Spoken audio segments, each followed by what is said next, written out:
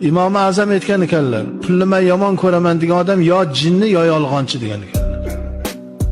Bu dunyoda pulingiz bo'lmasa 100 ta do'stingizdan bittasi yoningizda turadi, 99 tasi yuz o'giradi. Gapingiz ham birovga yoqmaydi. Ilmingiz bormi? Obro'yingiz bormi? Pulingiz yo'q, e'tiboringiz yo'q bo'ladi.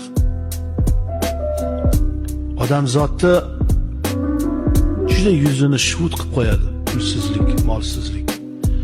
Birdan yaxshi pul topib turgan odamdan birdan ketib qolsa, ba'zilar aytadi, pul u bu. Xo'p, sen o'zing bir pulsiz odamni e'tiborga qanday olasan, u puldorni qanday e'tiborga olasan? Ko'p gapiraverma. Masalan, bir boyvachcha odamga qanaqa muomalada bo'lasan, u pul so'rab kelgan odamga qanaqa muomala bo'lasan?